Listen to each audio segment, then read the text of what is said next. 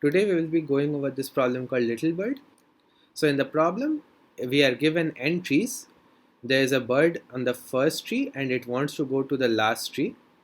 It can make some hops to do so. So in each hop, let's say if it is at the index I, it can go to index I plus 1, I plus 2, up to so on up to I plus k. So this k factor we are given in the queries. So we are given up to 25 queries, and in each query we are given a certain k.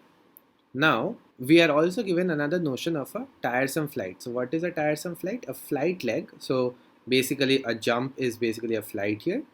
A flight leg is tiresome if it ends in a tree at least as high as the one where it started. So if it, let's say, started at a tree of height 4, and if it jumped to a tree of height 2, then it's not tiresome, but if it jumped to a height of, let's say, 6, then it is tiresome. Now what do we want to do? We want to go from 1 to n using the least number of tiresome jumps. We can make any number of non-tiresome jumps. So let's just see from the test data given, like the input data given here as a sample, and let's see how it kind of looks in a visual format.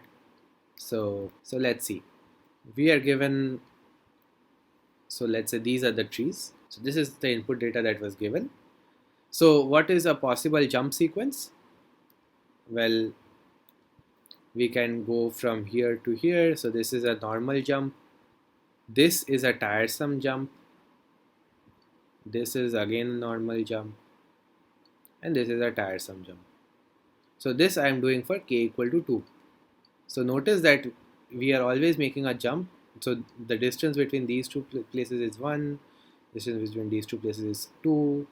This is also 2. This is 1. So again, the distance can be at most k, right? So we could have also made some other kind of moves. So another possible journey would have been something like we go here. So this is a tiresome jump. Okay, by the way, in the last sequence, this was also a tiresome jump. So this is a tiresome jump. We can go here. This is a tiresome jump T. So again, here we only use 2 tiresome jumps, right? Example of a non-optimal solution would be something like we go from here to, let's say, this position, then from here to this position. So this is tiresome. Next we go here. This is also tiresome. Next we come down to this 2, and then we go here. So this is tiresome. So here there are 3 tiresome jumps, and in the other 2 cases we only had 2 such jumps.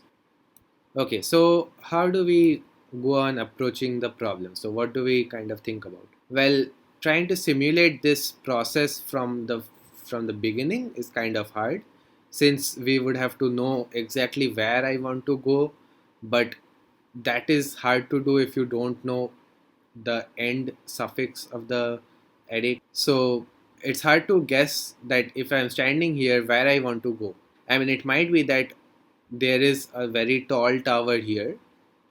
So to go to the top of the tall tower, rather, let me improve the drawing. So there's, let's say, a very tall tower here. What you can do is you can spend a tiresome leg to go on the top here, but then you can directly go to the end position. This is what you can do. Another thing that you can do is you can come down here, right? So this takes a cost of 0. Like, no, this is not a tiresome leg, but then from here you have to make several jumps to go to the same place. So this kind of a greedy logic where you always take the smallest path won't really work in our case. So what is a better way to approach it? Well, we can try using dynamic programming. So what is the dynamic programming that we will use here? So what is the DP states? What is the DP transition? So we can have a DP state like this, where DPI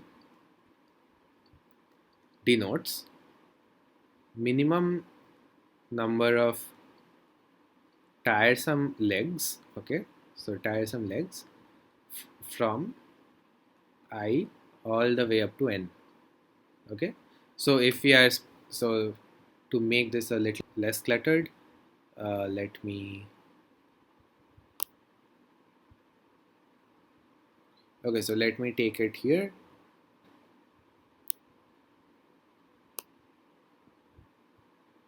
So let's say we are currently at a particular tree like this.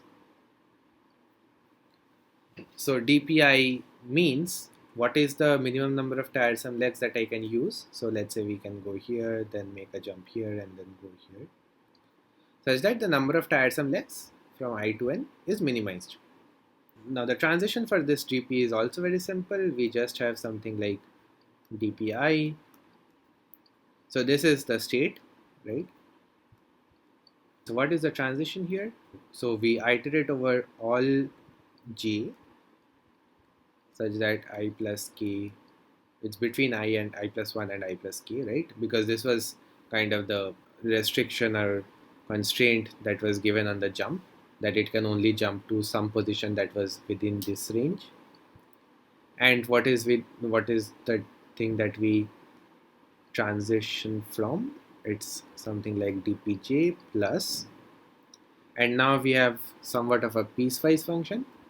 So it will be 1 if val of j, so we will denote it by v, is greater than equal to val of I, and it will be 0 otherwise. So what is a very naive way to do this dp calculation? We can just execute this formula, right? So one thing to note here is that we are going from right to left.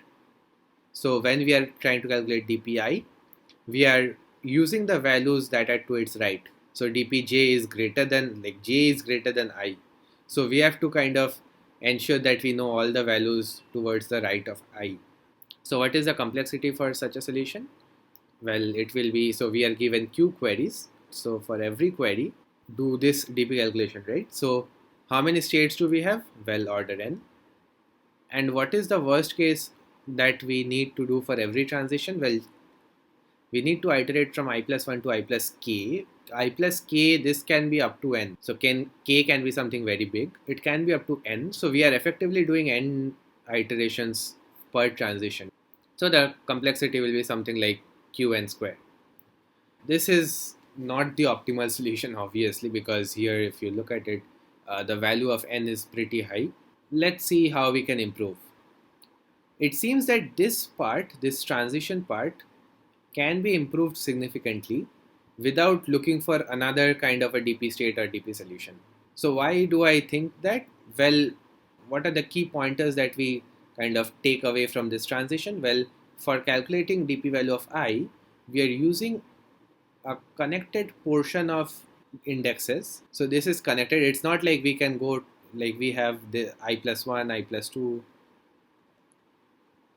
and then we are taking from I plus 7, and then we are taking from I plus 9, and we are skipping these values in between. So skipping values is usually hard whenever you have a transition where the states that you transition from are in a range. It usually suggests that there can be some optimization that can be made. So one particular thing that we can look for here is there are effectively two kinds of transitions here, right? One is all the transitions that happen with 0, another is all the transitions that happen with 1. So what do I mean by that? When you are at a particular I, then you have a set of active j. So what do I mean by that? Let me come a bit down here. So this is your kind of set of trees, right? So let me just represent this as an array. So you are at a particular I. So let's say you are standing here. We want to calculate the value for this I. Now these are the set of active j's, okay? So let me call them as active j values.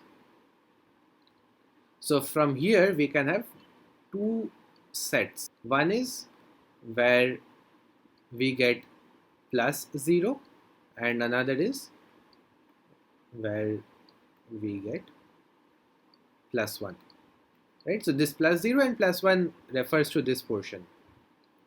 Now from this set, choose min dpj. From this set also choose min dpj. So what does these sets actually contain? These actually contains all j where Vj less than equal to Vi, right? So this set only contains these kinds of j's, and from among all these j's, if you just choose the min of dpj, and similarly for this set, then using just these two values, okay, just this value and this value, you can make the transition, right? So if you can figure out a way to maintain these sets where you are getting a +0, where you are getting a +1, and the minimum values in those sets, then you can almost in constant time find what is the transition that we need to do.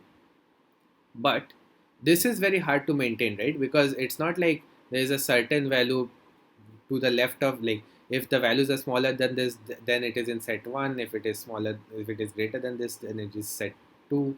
It's not like that, right? Because the separation value, this itself can move around. Okay, this is dependent on v of I, correct? So these sets are kind of very hard to maintain. I mean, at least it's not trivial to maintain. So let's look at some other way of trying to figure this dp out, rather trying to optimize this dp transition. What we can do, what is the other thing that we can do from here? Well, one observation here, rather a greedy kind of observation here, will be something like, when you are here, instead of trying to check all possibilities in your active set of j's, okay, so our active set of j's was this portion. Instead of trying to look at all the active set of j's, just go to the one which has the minimum dpj value. We can either have this case there or this case there, right? We can either be adding 1 to it or 0 to it. So 0 is kind of our best case. Like, if the minimum, if you have to take at least, let's say, dpj equal to, so the min of dpj equal to x in our active j indexes. So if you have to take at least x flights, at least x tiresome flights to go from here all the way to n, then it kind of intuitively makes sense that for I, you cannot do anything better than x, right? I mean, I can go to even lesser to the right than whatever the optimal index here was that could have gone there in x. It kind of makes sense that the x is the best that we can hope for. How do you know that if you will get a +0 or a +1, right? Well, there can be, so note that there can be multiple positions where dpj is x. So point to note is, there can be multiple j such that dpj equal to x. You want to get a +0, correct?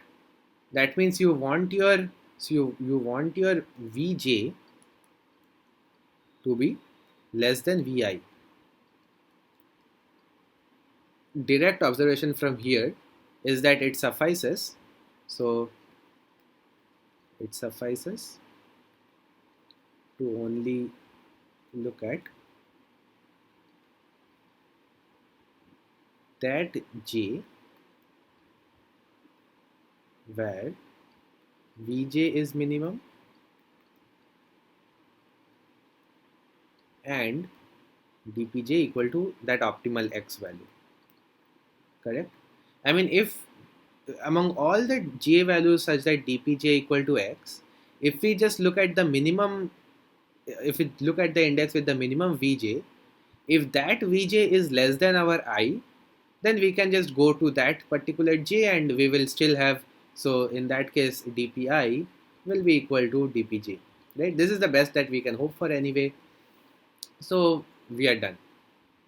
Else if vj is greater than vi, rather greater than equal to vi, then our best case scenario itself is kind of dpi equal to dpj plus 1.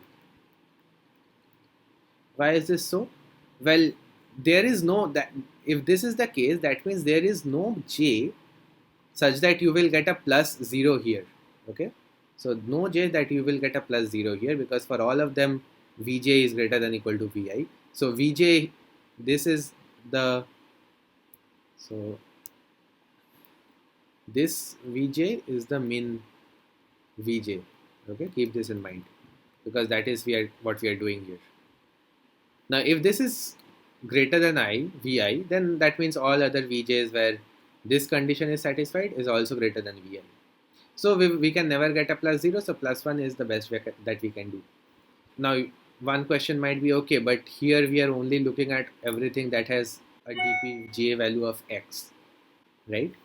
What if the value was not x?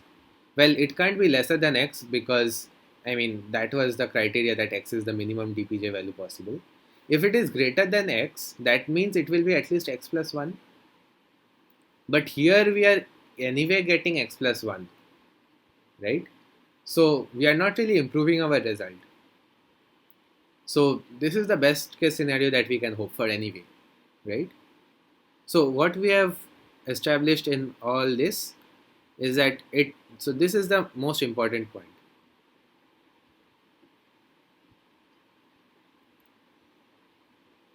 Right? So till now, let's say we want to calculate dpi. Okay. Now what are the things that we want to do here? It means that everything from I plus 1, so this is a bit too bright, I guess. So yeah, so everything from dp I plus 1 dot dot dot up to n has been calculated. Now what you do is you keep track of that for every x from, like, that belongs to the set 0 up to not infinity. I mean, x is the minimum number of hops that we can hope to achieve, right? So it can never be greater than n. So we just say up till n. So for every x that belongs to this, we store all j such that dpj is equal to x, right? And from here find the minimum vj, right? And once we find the minimum vj, we already saw how to do our transition once we find it. Now what are we essentially doing here? How do we find the minimum vj? So what is essentially happening here is, for every value of x, let's say we denote it like, for x equal to 0 we have a set of j values, right? For x equal to 1 we have another set of j values. For x equal to 2, x equal to 3, and so on. Now remember that these j values, okay, so these j values,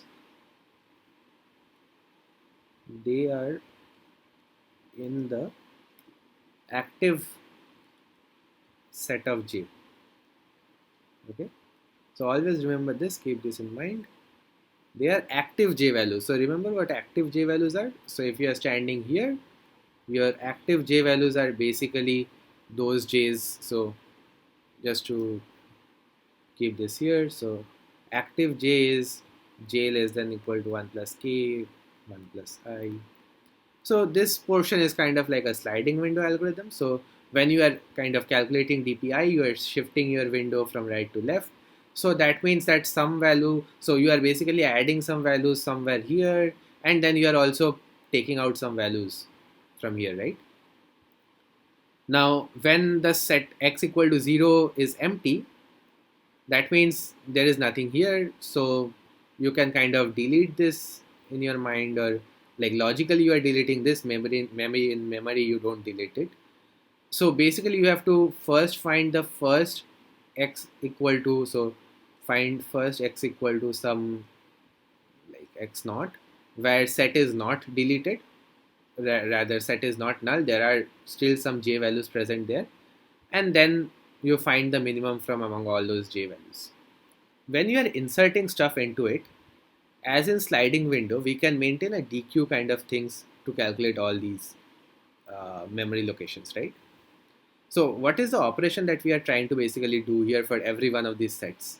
So it's basically add an element, remove, and find min, right? Find min vj actually. So essentially we can just only store the vj values, not the j values. That will make our life easier. So these three operations can be done by a heap, or not a heap in particular, but any binary search trees or anything like a set maybe. But that costs, so if you use a set, uh, if we use a set,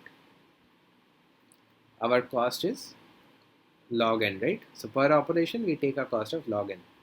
But this kind of a thing is very similar to what we do in sliding window minimums, right? So essentially here we are keeping a sliding window, only difference, and we want to find the minimum for every time the window slides kind of. But the only difference is we don't always want to find the minimum for every operation, and all the elements in the window might not be present at a particular time. But that does not really change our algorithm for a sliding window minimum thing, right? So essentially in sliding windows we use deques. So how a deque is used: when you are adding something, you are adding from, let's say, the back.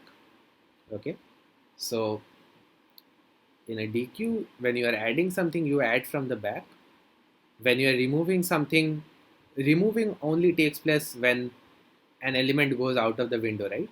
So what had come here at the back, when at the time that it wants to be removed, everything to the front of it has already been removed, correct? Because they had been entered before this particular element. That means they have already moved out of the window. So this particular element will always be at the front of the deque by the time it needs to be removed. And also in a deque we maintain that all the elements are like in a sorted order. And if we have something, so the sorted order can be anything, it can be increasing or decreasing. And if we enter an element that is less than the back elements, then we kind of pop them out, right? And we get a deque like this. So this all is pretty standard. This falls under sliding window algorithms, rather sliding window minimum using deque.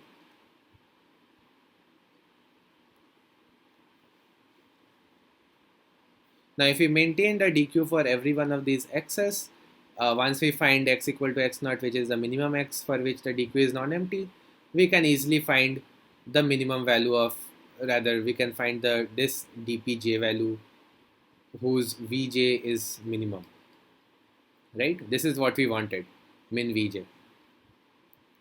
And what is the complexity for this solution? Well, you enter an element once into the set, right? Rather, it's not a set, it's actually a deque. So you enter element once, you pop the element out once. So overall per element the cost is order 1. Since you process order n elements, the cost is total of n, right? And we have to answer q queries, so the complexity is order n into q. Hopefully that makes sense. The problem is, if we implement this solution, we only get 77 points. Okay, I mean, uh, that's because I actually implemented and submitted this solution here. So why does it get 77 points? That is because all the deques that we are creating, this takes up a lot of memory. The memory limit here is 128 MB. So to put that in perspective, 1 MB is equal to, so it's more like 4 MB is equal to 10 to the power, an array of 10 to the power 6. But we have to create multiple arrays, right? We have this vj array, we have this dpj array, we are also maintaining this deques.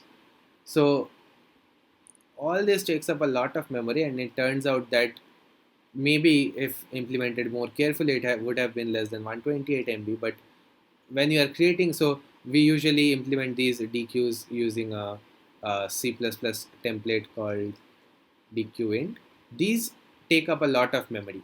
So when we are declaring dequeint, so when we are declaring an array of dequeint of size n, this in itself takes up a lot of memory. Now, the last clever observation here is, notice how we are essentially always doing a plus 1 or a plus 0 from the minimum element, right? So if x0 is the minimum element in dpj, we will only be ever giving back x0 plus 1 or x0, correct? As long as an x0 exists, we will never go beyond x0 plus 1. Once x0 plus 1, rather once all the x0s kind of gets removed from our window, only then we will look at x0 plus 1, and then we can add x0 plus 1 here or x0 plus 2, right? So it turns out that instead of maintaining all the deques at once for all the x values, we can just maintain two deques, okay? So we can maintain two deques. So the first deque, so essentially the first deque corresponds to x where min dpj from the active set of j values is equal to x, and the second deque, so let's call this x equal to x naught. Second deque corresponds to the values x naught plus 1. So when you are calculating your dpi, we get the minimum element from the first deque, right? Since it contains all the dpj values, rather all the vj values corresponding to dpj equal to x, right? If the minimum vj value is greater than equal to our vi, that means that means dpi is equal to x naught plus 1, and we push vi into the second deque. So we push vi into the second deque, right? And we continue with our dp. And if this is not the case, right? So if this is actually lesser than vi, then our dpi is equal to x naught. So we just push it to the first deque, right? Note that we don't really need any other deque to support any other values, right? Because it can either be x naught or x naught plus 1, and as long as there is at least one x naught present, rather as long as the first deque is not empty, we will always get a dp value of either x naught or x naught plus 1. Now lastly, again, just I'm writing this as a note, we will also be removing stuff from the deques, okay? This can either be when we are adding a value, as happens in a um, deque when we are doing a sliding window minimum thing, or when we are when an element just goes out of our window. So yeah, so at one point or another, this first deque will become empty, right? I mean, you are taking out elements, but then when you are entering them, some of the elements might go here. So at one point, whenever this becomes empty, so now what do you do? Do you create like another deque for x naught plus 2? Do you do this? Because then again the same problem arises, right? Because in the worst case scenario, you will be making order and deques. Order and deques themselves take up a lot of space, right? So the trick here is, once this first deque kind of exhausts, you can just say that the second deque is now your first deque, and the first deque is now your second deque. Like you can just swap the two. This is the overall solution. So what is the complexity here? Well, the time complexity is still n into q. The space complexity is technically order n, I guess, but the constant factor here is much lesser than if we were maintaining order n deques. Here we are only maintaining two deques and the values go in and come out. So let's just quickly look over the code for this problem. So by the way, all the codes are also present on my GitHub, which I will link below. So what happens here? Well, we take the array as input here. Now we have t test cases. So each test case is basically a query and we call the solve function for every one of them. In the solve function, first we take the value of k and we have two deques, deque1 and deque2. Now I here is basically my shorthand for pair int comma int. So I have a bunch of hash defines written here. So ii is just pair int comma int. Similarly, vi is vector of int, ll is long, and so on. Vv is just vector and so on and so forth. Now I am going from right to left in this array. So base case is when n I equal to n minus 1, I just insert this. So what does this effectively represent? The first value is basically v of j. Okay, so instead of naming it as v, I am naming it as arr. So v of j comma j. So the first value helps us determine what is the actual v of j value, and the second value is here because we want to remove the values when the element goes out of the window, right? So to keep track of the window, we kind of keep track of the actual index position. After that, we just basically clear everything in the first deque that goes out of our window. SS basically means the second element of a pair, FF means first element. Now if deque is empty, then essentially it's what we do, right? We just swap the deques and then we again eliminate everything that goes out of the window, right? Because now deque1 is your deque2. For deque2 you hadn't really done this, removed everything, you hadn't really removed everything that was not in your current window, so you have to kind of do this here. And here this is basically our comparison whether the front.ff, so front.ff is basically the vj, the minimum vj. Remember, this is a deque, the first element denotes the minimum value. So the minimum vj, whether it is greater than arr of I, which is the value of I, or lesser, like less than, and depending on that, it affects the number of jumps that we will take, right? So instead of storing the full dpj array, because again the memory is kind of constrained, what we can do is we can just store the current dp value in this variable x. Okay, so x effectively represents what is the dp. If I am calculating for the ith position, x just represents dpi. We are not explicitly storing dpi plus 1, I plus 2, dpi plus 3 and so on. But how do we then know what is x and what is x naught in how I had showed here, right? Because these are basically the dp values, right? X naught is the minimum of dpj as defined here. Well, do we actually need to store dpj values? Because see, we are just maintaining two deques, right? The first deque means that it corresponds to the lowest x. The second deque means that it corresponds to x naught plus 1, right?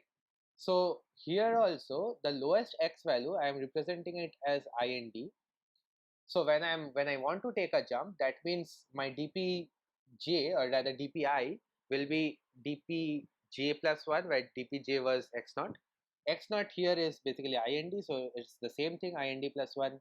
Here I am just keeping it as ind, and this ind is the minimum, right? So when we are kind of swapping the two deques here, we increment our ind, right? Because the minimum value has gone up. Previously it was x naught, now it's x naught plus 1. Everything in x naught, everything in this deque has been deleted, so this deque is no more. That means x naught is no longer the minimum. Our minimum now is x naught plus 1, which is corresponding to this deque. And finally we just print x. This was quite an easy problem. Like, the explanation took a bit too long, but just to reiterate once, what you effectively do is calculate this entire DP. We want to just optimize this DP transition phase.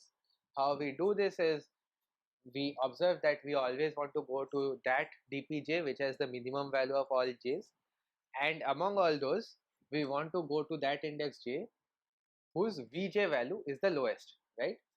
Because that gives us the best chance to do a +0 instead of a +1. So it's hard to keep track of which j's contribute +1, which j contributes +0. We just keep every, so what we essentially do is instead of dividing our active set of j values in these two portions, we divide them according to whether it belongs to whether the dpj equal to x0 or x1 or x2 and so on. Then we observe that each of these can be represented as a set of values where we only want to find the minimum, and they can be represented by deques as is often done in sliding window algorithms. And finally, we observed that we only need to keep track of two deques instead of all the deques. And then once this deque gets exhausted, we just swap them so that the filled one is now the minimum and the empty one is now greater than the last one, right? So if this was x0, x0 plus 1 and x0 plus 2, first x0 was the minimum, x0 plus 1 was the upper one. Now once x0 is no more, x0 plus 1 is the minimum, x0 plus 2 is the upper one. And I showed you how I had coded this problem. You just do it in the form of a sliding window and maintaining the two deques. So that's it for today.